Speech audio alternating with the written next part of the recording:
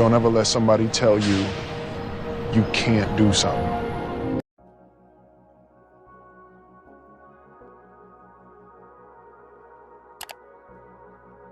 Assalamualaikum warahmatullahi wabarakatuh.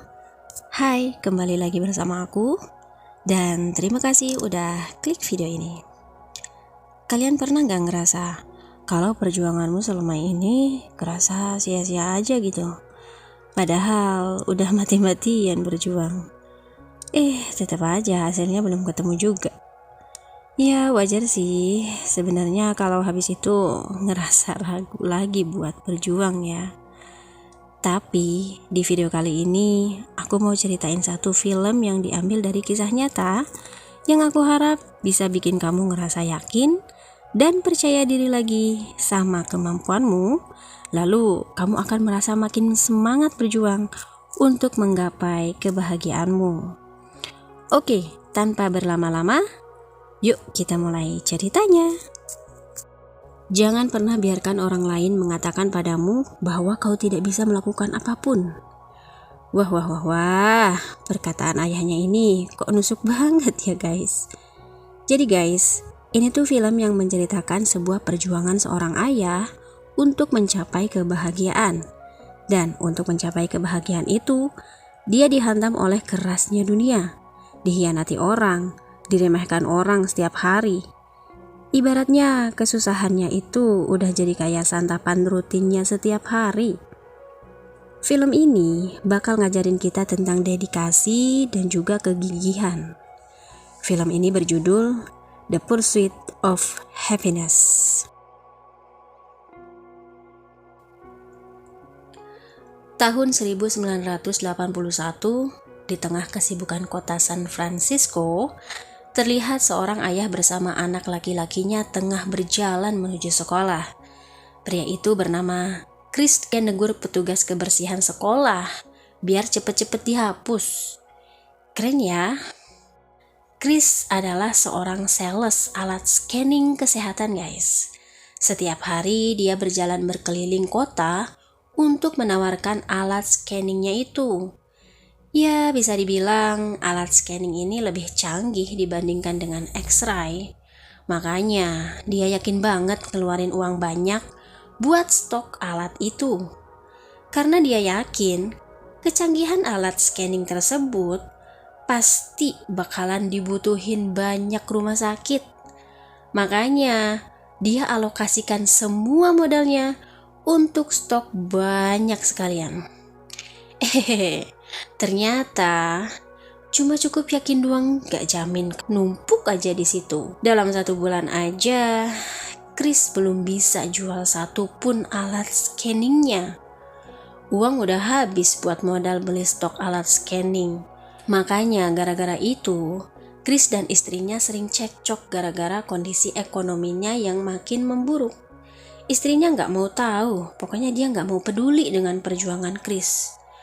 Namun Chris tetap aja bersikap dan berpikir positif gitu guys.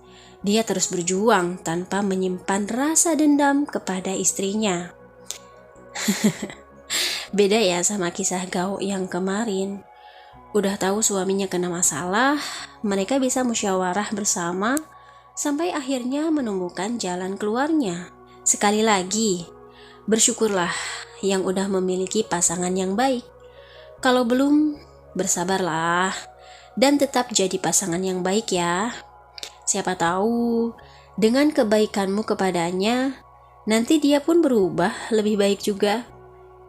Tapi wajar sih, istrinya Chris jadi sering sensitif ya. Ya bayangin aja, buat bisa bayar kontrakan dan kebutuhan sehari-hari, setidaknya Chris harus bisa jual 2 unit dalam 1 bulan. Tapi nyatanya, jual alat-alat medis kan gak segampang itu ya guys. Meski kasarnya alatnya memiliki sedikit kelebihan dari X-ray, ya kalau harganya 2 kali lebih mahal dari alat X-ray, pastinya rumah sakit juga bakal mempertimbangkannya lagi. Dan dalam 1 bulan ini, alat itu belum laku satupun. Wajah-wajah susah gitu. Dan dalam hatinya dia bergumam, kenapa ya aku gak bisa jadi salah satunya dari mereka? Keesokan harinya, dia menceritakan hal itu kepada istrinya. Intinya, Chris ada niatlah untuk ikut kerja di bidang pialang saham. Mengingat kemampuannya di bidang matematika cukup bagus, dia yakin deh kalau kali ini bakal berhasil. Bukannya malah dapat dukungan, istrinya langsung memaki dan meremehkan suaminya. Pokoknya kata-kata istrinya jauh banget deh dari kata-kata suportif gitu ya. Dia benar-benar gak peduli lagi dengan apapun yang akan dilakukan Chris. Karena yang dia butuhkan hanyalah uang. Setelah itu, Chris kali ini pengen ikut bekerja di perusahaan itu. Bukan niat nawarin alat scanningnya. Akhirnya, sebelum masuk ke dalam, Chris mencoba menitipkan alat scanningnya ke seorang wanita yang lagi ngamen di sana. Dia juga menawarkan uang tips kepadanya untuk bisa menjaga barang dagangannya selama 5 menit. Chris meyakinkan kepada wanita itu kalau barang itu tidak berharga sama sekali. Kalaupun dijual, gak bakal laku. Tapi meskipun begitu, Chris tetap yakin aja sih buat nitipin alat scanningnya ke pengamen tadi. Ya meskipun sambil kayak ada rasa aja. Mata Chris gak bisa diajak merem. Keesokan harinya, Chris bergegas menuju perusahaan megah itu lagi. Kali ini, Chris ingin langsung bertemu dan berbicara dengan pimpinan perusahaannya yang bernama Mr. Twizzle. Dalam imajinasinya, Chris akan menjelaskan semuanya kepada pemimpin tersebut. Nah, pas ketemu, Chris sama sekali gak bisa minta waktu Mr. Twizzle, walau hanya untuk ngobrol. Akhirnya, polisi itu datang untuk menahan Chris selama waktu verifikasi selesai. Masalahnya, waktu verifikasi itu bentrok sama jadwal wawancara pekerjaannya di perusahaan pialang saham guys. Jam 10 pagi dia harus udah ada di kantor. Dengan terpaksa, akhirnya Chris mencoba menelpon istrinya lagi dan meminta bantuan agar menjemput Christopher di sekolah. Sampailah pada keesokan harinya, di pukul 9:40, tanpa mandi dan mengganti pakaiannya, Chris langsung berlari menuju kantor saham tanpa peduli dengan pakaian eksekutif yang digunakan orang-orang. Karena yang terlihat adalah semangat mendengar itu guys. Tapi Chris tetap aja meminta agar tidak membawa Christopher juga. Chris merasa dikhianati karena keputusannya pergi itu dilakukan saat dimana kondisi Chris benar-benar ada dalam titik terendahnya. Tapi sampai detik itu, Chris tidak pernah marah dengan keputusan istrinya. Saat setelah istrinya pergi, Chris menelpon Mr. Twizzle.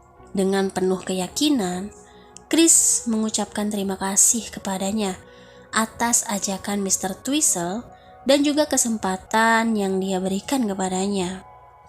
Dia berjanji akan mengikuti pelatihan itu meskipun tidak digaji. Parkiran di jalan utama. Dia benar-benar berpacu melawan kemacetan. Pokoknya dia harus bisa sampai tepat waktu bertemu dengan CEO itu. Sampai di sana, Mr. Walter udah gak ada di sana. Di momen ini, Chris sedang menjelaskan kepada sang anak tentang tagihan-tagihan yang harus dibayar. Akhirnya, dia menjual mobilnya untuk membayar denda tilang dan juga memenuhi kebutuhan sehari-hari. Untuk menghibur anaknya, Chris berjanji akan mengajaknya menonton sepak bola. Dia selalu berpartisipasi dalam kegiatan amal. Dia membangun tempat tinggal untuk orang-orang yang berpenghasilan rendah. Gak cuma itu, Chris juga adain pelatihan kerja bagi mereka yang tidak memiliki tempat tinggal. Dia juga menjadi konseling dan menjadi tempat mengadu bagi mereka. Karena Chris mengetahui secara pasti apa yang mereka alami dan juga rasakan. Jadi guys, apapun yang kamu lakuin dan kamu perjuangkan saat ini, Semoga film ini bisa bikin kamu ngerasa makin kuat ya. Oke, sekian dulu cerita kita malam ini. Jangan lupa like, comment, share, and subscribe channel ini ya guys. Kira-kira besok cerita apa lagi ya? Komen di bawah juga ya. Ambil baiknya dan buang segala buruk dari cerita malam ini.